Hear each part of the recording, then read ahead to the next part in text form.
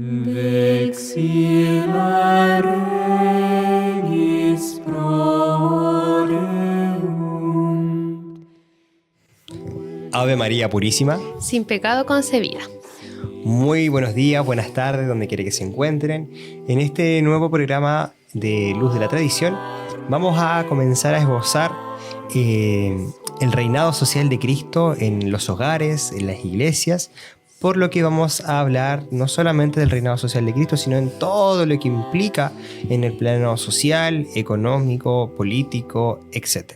Por tanto, vamos a comenzar con la primera pregunta. Catalina, ¿Cristo es rey? Totalmente. ¿Por qué? Bueno, Cristo en su calidad no solamente de hombre, sino también en su calidad divina, tiene por un lado esta potestad legislativa, porque Él tiene una autoridad para determinar leyes. No solamente leyes a nivel como humano, sino estamos hablando incluso leyes a nivel de la creación. O sea, Dios tiene esa autoridad. Por otra parte, también Dios mismo, ahí en la persona encarnada de nuestro Señor Jesucristo, tiene también la autoridad del juicio. O sea, ya tenemos por un lado la parte de una autoridad legislativa y también judicial. ¿Ya?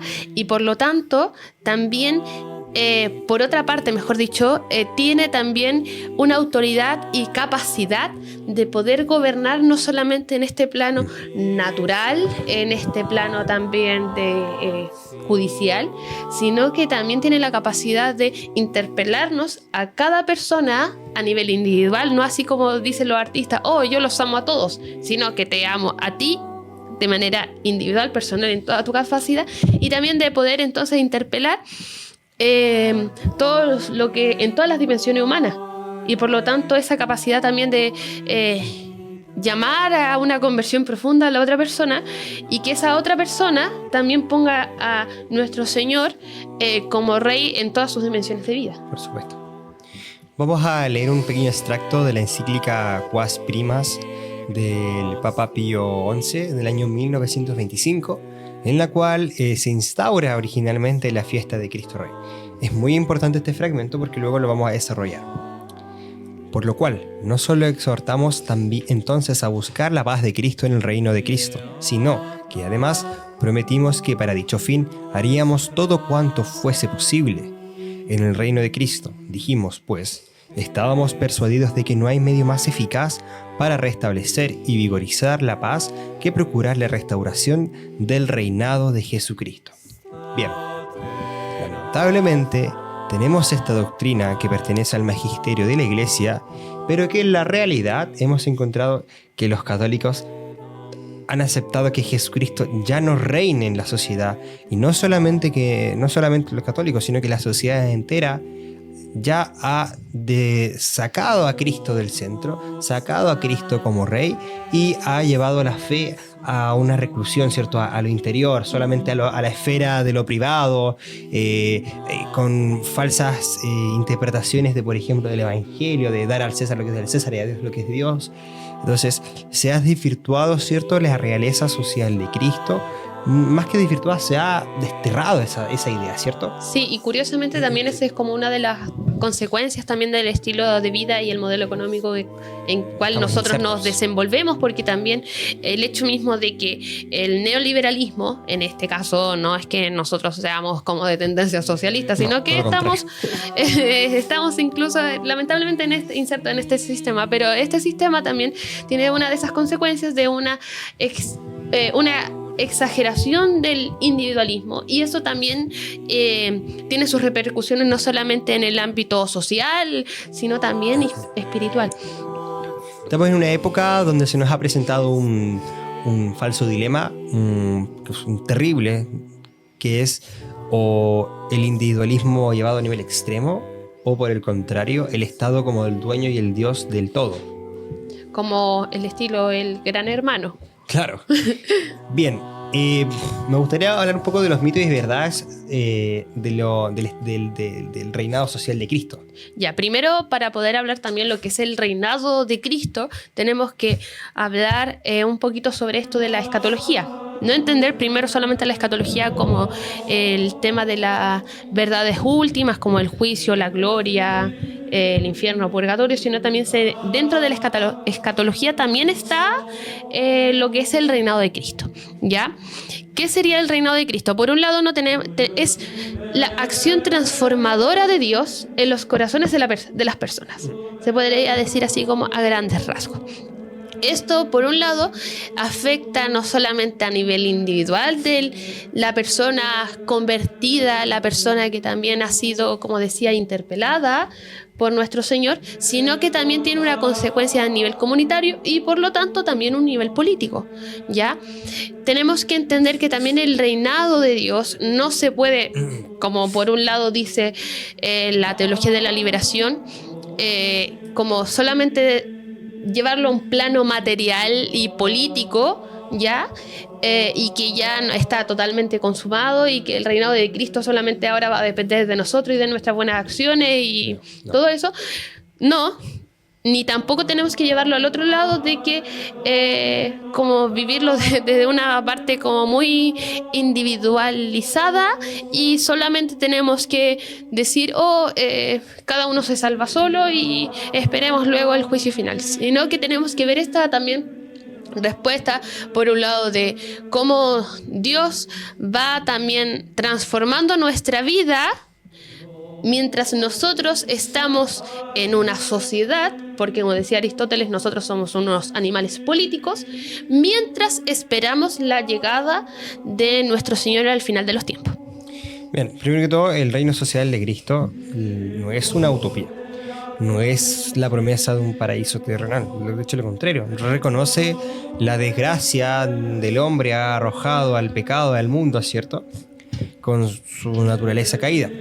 Tampoco es una clerocracia, no significa que los sacerdotes y los párrocos van a ostentar el doble cargo religioso y político, no. Ni tampoco significa que el Papa va a ser al mismo tiempo el rey político, no. Significa, es la ordenación al fin supremo, es la búsqueda del bien común y por el bien común supremo. ¿Cuál será el bien común supremo? Naturalmente, el cielo, la búsqueda de la Jerusalén celestial. Sí, y también, bueno, esclarecer de que no se puede entender bien común como lo que quiere la mayoría, porque lo que quiere la mayoría, eso es democracia, ¿ya? Y sabemos de que también la democracia no es buena, ¿ya? No, por eso se establece, por ejemplo, esta distinción del bien común supremo, ¿cierto? El verdadero bien común, la verdad encarnada, que es Cristo. Sí, no es lo que quiere la mayoría, sino es lo que necesitan todos, ¿ya? Tiene ese alcance universal, ¿ya? Bien. Hay ciertas estructuras, ciertos sociales que han permanecido hasta nuestra época, que son retazos de la otrora cristiandad, de la otrora sociedad cristiana que todavía tenía un santo temor de nuestro Señor y que todavía tenía a Dios como en el centro de los corazones y de la sociedad, que por ejemplo lo podemos ver reflejado en el descanso dominical. Y que curiosamente disfrutan muchos ateos y de otros y anticatólicos. En ese sentido también en algunos calendarios, bueno, todavía la gran mayoría, no en algunos, la gran mayoría de los calendarios de nuestro continente, por ejemplo, las fiestas de guardar, el 16 de julio, la Virgen del Carmen, la Virgen del Perpetuo Socorro, Semana Santa, por ejemplo, que todavía permanece, ¿cierto?, en muchos calendarios. Pero aquí entramos en otro plano, por ejemplo, la educación moral. La enseñanza del catolicismo por defecto en las escuelas públicas, la cual en Chile ya no la tenemos, pero todavía permanece en Perú, por dar un ejemplo. Y finalmente, ¿cierto?, la colaboración constitucional, que por ejemplo en Argentina la religión oficial todavía hasta el día de hoy por constitución es la religión católica apostólica romana. A diferencia de Chile, de que también es una educación, no solamente, ¿cómo se dice?, el gobierno laico, sino que también es una educación laica. Por supuesto. Ahora la pregunta es, ¿estos retazos, estos vestigios de educación y de cristiandad son suficientes para ser considerada una sociedad católica o una sociedad donde Cristo reine? ¿Qué diría el Padre Hurtado? No, yo creo que no, ¿cierto? En otrora, el Estado cristiano era un instrumento y al servicio de la sociedad. el Estado no era el todo, el Estado era un instrumento. No es, por ejemplo, lo que dicen los comunistas, que el Estado básicamente es una idea supraterrenal, que es el Dios que lo envuelve todo y que todos le deben ser serviles y que casi lo transforman como en una persona digna de adoración, ¿o no? Sí. Bueno, y ahora me acordaba también respecto al tema de cuando dijiste esto de la educación religiosa. Sí. Sí, me acordé de que, y no me acordaba del año, así que lo busqué, de que aquí en Chile, con la Constitución, o sea, ya en 1925, la separación Iglesia-Estado, eso también provocó todo el desarme de el resto de configuraciones de la sociedad, por ejemplo, en el plano educacional, ¿ya? Y también cosas que estamos viendo hasta hoy en día, de que cada vez se están sacando como más feriados religiosos católicos y se tratan de meter más feriados de... Laicos, que no tiene sentido. Sí. Entonces, tenemos una parte, ¿cierto? Este reinado social que se representa en un Estado cristiano, donde el Estado no es el fin, es sino un instrumento para Es un alcanzar medio. la sociedad, la santidad común, ¿cierto? El bien común, ¿cierto? Que es Dios, versus este Estado laicista, donde el Estado es el dueño, el padre reformador de la sociedad. Las leyes son legisladas, construidas en base a ideas falsas y nocivas, como la democracia y un Masonas. falso bien común que también tiene origen masónico, por supuesto. Sí, y como también aquí tú decías, aquí desde el paradigma católico, el Estado es un medio, mientras que también ya en este mundo secular, sino que el Estado es el fin en sí mismo. Es el fin en sí mismo, por supuesto. Esto es muy interesante porque si el Estado es un instrumento, es el fin, el Estado debe servir a las personas, pero en la justa medida. ¿Cuál será esta justa medida? En la medida que el Estado no interfiera con la educación católica de las familias que deben proporcionar a sus hijos, por dar un ejemplo, ¿cierto? Pero tampoco debe ser un obstáculo para alcanzar esa educación. No sé si me comprendes la idea. Sí, bueno, me acuerdo de que por lo menos aquí en Chile, de que una vez al año se le da a los niños materiales, ¿ya?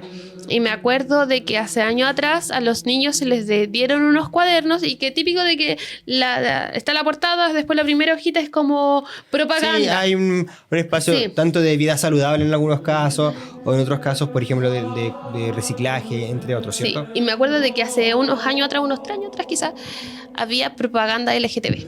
Sí.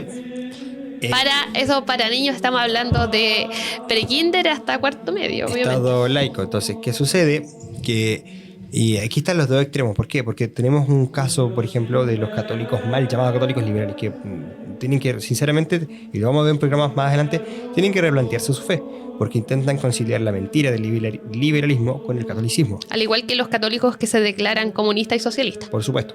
Entonces, estos católicos, los que primeramente he mencionado, declaran de que el Estado, claro, puede existir un Estado laico donde haya un gobierno, donde hay una economía de libre mercado extremo que congenia, ¿cierto?, con las ideas morales del catolicismo, pero la verdad es que se da en casos como estos. Por ejemplo, yo que voy a hablar de un caso muy particular en Chile, me acuerdo del primer gobierno de Sebastián Piñera, declarado católico, que supuestamente toda su familia católica, etc., no dudó de las buenas intenciones, no dudó de la fe personal de ellos, pero que en la práctica en su gobierno se aprobaron, me acuerdo, de las primeras leyes de unión civil homosexual, ¿te acuerdas, cierto? Sí. O por ejemplo, también un poco más de la actualidad, que el presidente actual, que si bien es católico, e insistimos, nosotros no estamos hablando en su plano individual, estamos solamente analizando hechos concretos. Por ejemplo, el tema de promover leyes que también destruyen, en este caso, la misma creación de Dios. Claro. Y que se fomenten en este caso también empresas multinacionales y extranjeras que vengan al país, y que obviamente eso afecte no solamente el plano de la creación, sino también el mismo de trabajo de las personas, la calidad de vida de las personas y un montón de cosas más. Bien. Es un poco curioso pensar que, bueno, estas ideas no vienen desde ahora. Sí. Esto comienza alrededor del siglo XVI. Me refiero a la idea de destrucción de la sociedad cristiana, con Lutero y obviamente su idea del libre examen. El libre examen lo que hace es descuartizar o intentar descuartizar la idea, y que por tanto si se puede hacer un libre examen de la Biblia, entonces en base a la Biblia yo puedo fundamentar cualquier tipo de idea, no importa que sea la más anticatólica posible. Luego, obviamente tenemos en el siglo XVIII la Revolución Francesa, ¿cierto? Y la masonería. Estas sociedades obviamente de pensamiento orquestan la descristianización de la sociedad con el objetivo de instaurar el reino del hombre, el hombre como el centro del todo. Posteriormente, ¿cierto? En el siglo XIX tenemos el control educativo. La Tercera República Francesa, famoso caso de los husares negros, que eran maestros laicos que en el fondo buscaban quitarle la educación a las monjas, por ejemplo, y a los sacerdotes, para entregársela a estos maestros laicos, ¿cierto? Y instaurar ideas falsas. Sí, Bien. y bueno, también desde Lutero, aquí estamos viendo todo un giro desde que era teocéntrico, todo gira en torno a Dios, las familias, la sociedad, la vida individual, ahora antropocéntrico y egocéntrico. O sea, Incluso se instauran nuevos dogmas. sí. Y aquí viene un dogma que obviamente va a causar controversia, pero es un nuevo superdogma, que es el dogma de la democracia. El obispo, que actualmente no es democrático, que no cree en la democracia, que no cree en el orden liberal, es un obispo que Anticuado, es tirano. anticuado, tirano, entre otros adjetivos, mentira, ¿cierto? Y obviamente no tiene poder, no tiene peso, es desterrado dentro de sí mismo. En ese sentido también, estas sociedades liberales que intentan desterrar y destruir, ¿cierto?, el orden cristiano, lo que hacen es relegar a la Iglesia Católica a una ONG, a una mera institución de ayuda social, de ayuda de caridad, ¿cierto? Pero que la vacía, como hemos dicho anteriormente en programas anteriores, de su mensaje divino, que es el centro Sí. del todo. Incluso por lo mismo también se van promoviendo y lamentablemente la iglesia, el clero actual mucho, no puedo decir todo, va también promoviendo estas ideas, por ejemplo, la libertad religiosa, que el ecumenismo, todas las religiones son iguales. Todas las religiones llevan a Dios, mentiras. Y ya no es necesaria la conversión y, como dice nuestro Señor Jesucristo, bautizar a todos los pueblos. En ese sentido aparece un mito nuevo, que es la iglesia libre en estado libre. Es una ilusión tonta de que al separar la iglesia del Estado, esta se volverá más pura, libre e independiente. La realidad es que la iglesia se vuelve esclava. La iglesia, como hemos dicho antes, se convierte en un estado, en una especie de ONG, en una especie de caridad, ¿cierto? Universal, de fraternidad universal, que no busca la redención del hombre, sino la falsa paz mundial. Sí, o sea, me acuerdo mucho respecto al el caso nuevamente de la educación religiosa, porque aquí como he trabajado muchos años como profesora de religión y uno depende en este caso de la vicaría, de la educación del obispado al que uno pertenece acá. Por ley, desde los 80 hay un decreto de que dice de que todo colegio debe tener mínimo 2 horas de religión, ¿ya? El cual curiosamente es optativo. Y que también cada confesión, poniendo aquí el catolicismo al igual que el budismo, judaísmo y todo el mismo plano, debe tener sus propios planes y programas para poder dar las clases. ¿Ya? ¿Qué ha hecho la Iglesia Católica, en este caso aquí en Chile, la Arquidiócesis de Santiago? Ha hecho sus planes y programas todo ordenadito, lo actualiza, lo articula con también las habilidades del siglo XXI, del resto de las pedagogías, etcétera. ¿Y sabe lo que hace el ministerio? Ya, ok, qué bueno. Y lo deja, y lo deja. Y entonces después también todos esos intentos de la supuesta libertad que tú mencionabas de la iglesia, en este caso de involucrarse más con la educación, por otro lado, que es también la respuesta del mismo gobierno, que también no importa, dejémoslo. Y por lo mismo esa falsa libertad e independencia, por un lado del gobierno y por otra parte de la iglesia, al final se hace como una especie de ping-pong, pero que como que lo único que termina haciendo la iglesia es dar su brazo a torcer frente al gobierno y decir, oh sí, estas nuevas leyes tienen razón, la libertad de conciencia y todo eso.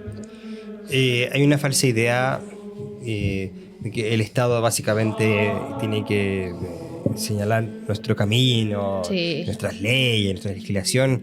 Y aquí viene, insisto, lo que planteamos al comienzo, este falso dilema entre el liberalismo y el comunismo, donde muchos católicos han caído para uno o para el otro lado, donde como respuesta al comunismo y a ese Estado como Dios se ha propugnado un individualismo terrible, con un libre mercado terrible, que no tiene como al centro a Dios, sino que instala en el centro al consumo, al mercado.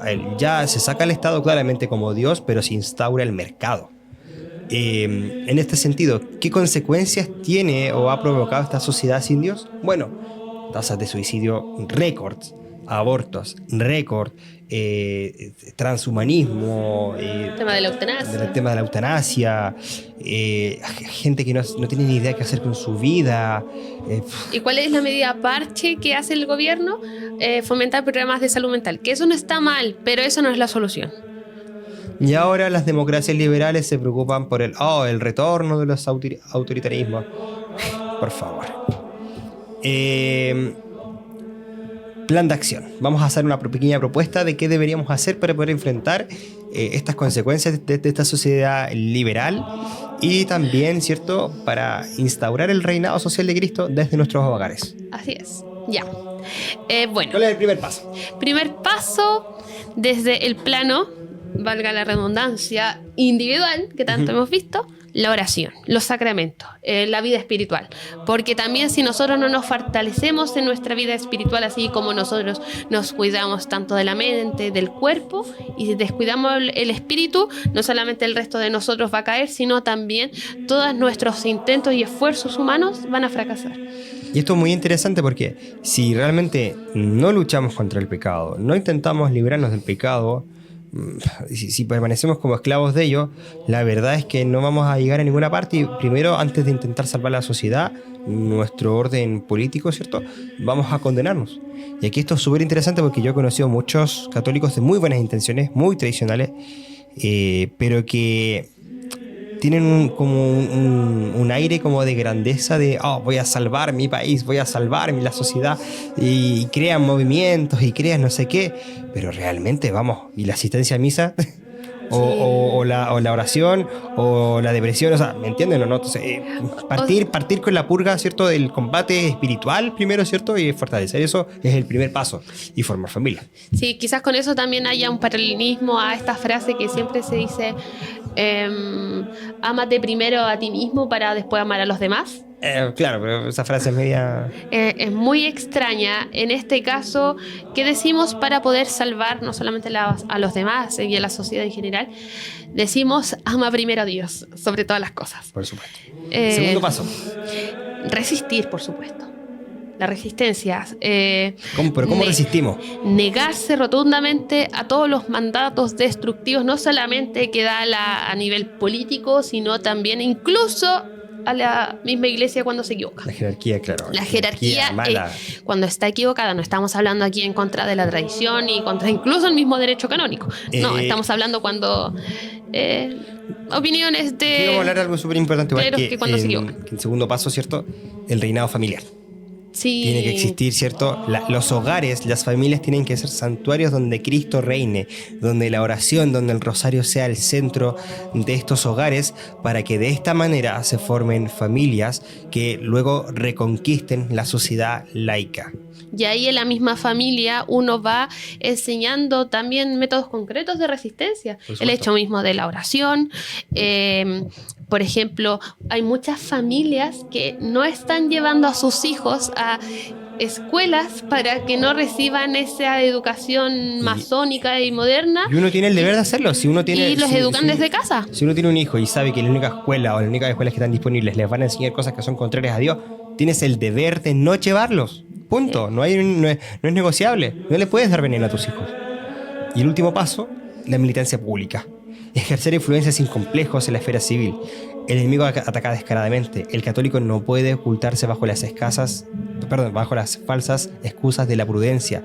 ¿Cuántas veces hemos escuchado católicos? No, yo rezo solamente en lo privado. No, mi fe es asunto privado y lo que yo pueda pensar es solamente privado y esta es mi cara pública. Mentira, mentira, mentira. Cristo no los va a reconocer cuando estén en el juicio, porque debemos proclamar a Cristo donde sea, con quien sea, en cualquier espacio público, privado, etcétera, tenemos que volver a intentar recuperar esta sociedad, intentar recuperar el reinado de Cristo, que el reinado de Cristo, y lo queremos dejar muy claro en este programa, no es solamente un asunto escatológico, teológico, que solamente se restringe al plano espiritual de la Biblia, sino que es una realidad del aquí, del ahora, que por la cual debemos buscar y luchar para de esa forma tener alguna esperanza de llegar a la Jerusalén celestial.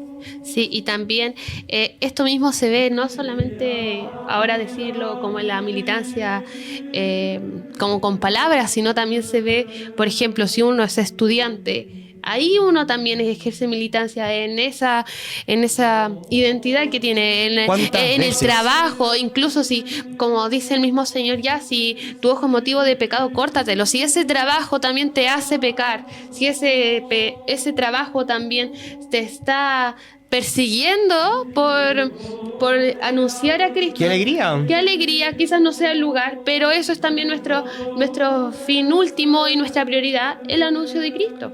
Aunque hayan 1000 amonestaciones. 3 palabras clave: rezar, rezar, rezar, resistir y apoyar. ¿Contra quién resistir? Como bien lo dijo Caterina anteriormente, contra el clero malo, contra esta... políticos malos y políticas malas. Contra esta gente de iglesia que está infiltrada en la iglesia, que ya lo hemos tratado en los programas anteriores, que se viste como cardenales, que se viste como obispos, que se viste como presbíteros, pero que realmente son comunistas, o son liberales, o son masones infiltrados, que buscan sacar a Cristo del todo. Y por último, ¿cierto?, el apoyar, sostener materialmente o espiritualmente, ¿cierto?, o como sea, a quienes realmente luchan y buscan la tradición, la verdad y el supremo bien, que es Cristo nuestro Señor. ¿Podríamos terminar con la última cita? La última cita del Evangelio. Dice el Señor: a quien me reconozca delante de los hombres, yo también lo reconoceré delante de mi Padre. Jesucristo no pidió ser reconocido únicamente en los secretos del corazón. Su mandato evangélico de bautizar y enseñar a las naciones exige una civilización cristiana pública. Renunciar al reinado social de Cristo por cobardía o falsa o prudencia es allanar el camino al reinado de las tinieblas. La fe verdadera exige testimonio público y militancia absoluta. No debemos dar lugar al laicismo. Ave María Purísima, sin pecado concebida. Vexilla regis pro ore.